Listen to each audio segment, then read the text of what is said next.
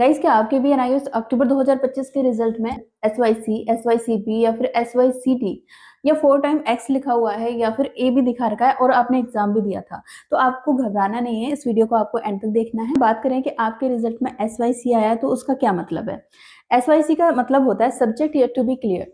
अभी आपको इस सब्जेक्ट को क्लियर करना है। अगर मान के चलो आपका सब्जेक्ट है हिंदी, तो उसमें थ्योरी ही होता है, तो आपको थ्योरी का एग्जाम देना पड़ेगा। लेकिन अगर हम बात करें फिजिक्स, ठीक है, और उसमें आपके एसवाईसी लिखा हुआ है, तो इसका मतलब आपको थ्योरी में भी पास करना है और प्रैक्टिकल में भी पास करना होगा, ठीक है। एंड अगर आपके रिजल्ट में एसवाईसीपी है, यानी कि subject yet to be clear in practical, तो आपको अपना प्रैक्टिकल एग्जाम पास करना होगा। आप थ्योरी में पास हैं, ठीक है, प्रैक्टिकल एग्जाम देना होगा। लेकिन यहाँ पर जैसे मैंने आपको बताया था कि दो कंडीशन है। 12th क्लास के स्टूडेंट है तो आप क्या कर सकते हैं, आप प्रैक्टिकल का सिर्फ एग्जाम दो, थ्योरी का छोड़ दो। लेकिन अगर आप 10th क्लास के स्टूडेंट है, फिर आपको थ्योरी एंड प्रैक्टिकल दोनों का एग्जाम देना होगा।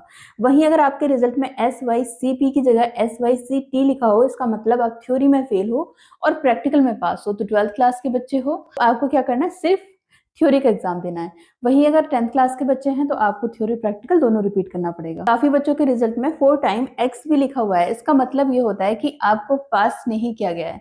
अब इसमें 3-4 कंडीशन बनती है जो मैंने आपको बताया था। पहली कंडीशन, सब्जेक्ट का कॉम्बिनेशन गलत हो सकता है। 3 लैंग्वेज आपने ले ली है और 2 मेन सब्जेक्ट लिए, तो एक मेन सब्जेक्ट और ऐड करो और फिर उसका एग्जाम दो, ठीक है। सेकंड कंडीशन क्या हो सकती है कि आपने इंप्रूवमेंट का एग्जाम दिया था, एक सब्जेक्ट का, 2 सब्जेक्ट का, आपने कोई एडिशनल सब्जेक्ट दिया था, मतलब आप पास थे, 12th पास थे या 10th पास थे और आपने एक या 2 सब्जेक्ट का एग्जाम दिया था।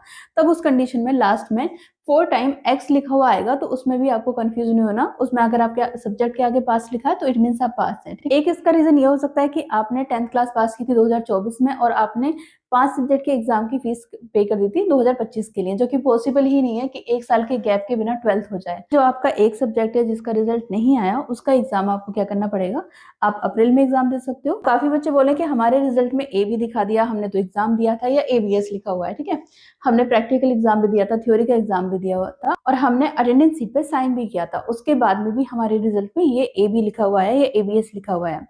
तो इसमें भी आपको परेशान नहीं होना। पहले तो 6 से 7 दिन आप थोड़ा सा वेट कर लो, हो सकता है कि आपका रिजल्ट अपडेट हो जाए, ठीक है। अगर नहीं होता है और आपको अगर नहीं करना इतना वेट भी, तो आप रीजनल सेंटर पे कांटेक्ट कर सकते हैं, ठीक है, उन्हें बता सकते हैं अपनी प्रॉब्लम। रीजनल सेंटर पे बात करना ज्यादा अच्छा ऑप्शन रहेगा, क्योंकि आप उन्हें बता पाएंगे कि आपके रिजल्ट में ये प्रॉब्लम आ रही है।